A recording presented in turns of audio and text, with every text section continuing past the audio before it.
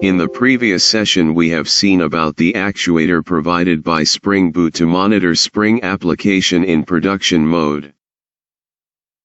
Now we cover up another great feature provided by Spring Boot called Swagger, also known as Open API.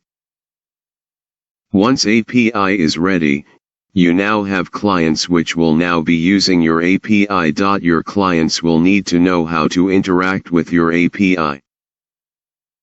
In SOAP-based web services, you had a WSDL to work with. This gave API developers a XML-based contract, which defined the API. However, with RESTful web services, there is no WSDL. Thus your API documentation becomes more critical. Swagger 2 is an open-source project used to describe and document RESTful APIs.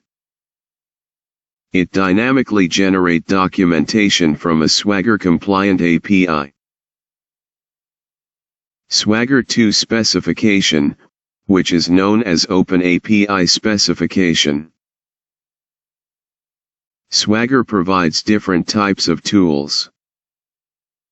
Among those tools, the three famous tools are Swagger Editor, Swagger UI, and Swagger CodeGen. What is Swagger Editor? Swagger Editor, a tool to design new APIs or edit existing ones. Edit Open API specifications in YAML inside your browser and to preview documentations in real time. What is Swagger UI? Swagger UI renders Open API specs as interactive API documentation. It dynamically generates beautiful documentation from an OAS-compliant API. What is Swagger CodeGen? Swagger CodeGen can simplify your build process by generating server stubs and client SDKs for any API, defined with the Open API specification, so your team can focus better on your API's implementation and adoption. This is bottom-to-top approach. Here we have the specification ready in first step. We generate the code based on the specification.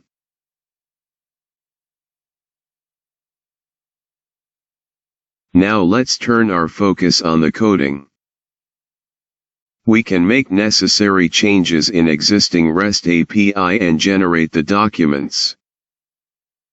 To start, we need to add Swagger libraries in the package. For that, we need to add Swagger starter package in pom.xml. Swagger 2 is added for generating document. And Swagger UI is added to create the interactive UI. Then we need to enable Swagger in our web service. For that we can use annotation at enable Swagger 2 in the main class. Now we need to say to Docker, in which package we have our API code for which we need to generate the document. For that, we have to create the docket object and mention the package as parameter in base package method. We are done with basic configurations. Let's restart the service to deploy the changes in server.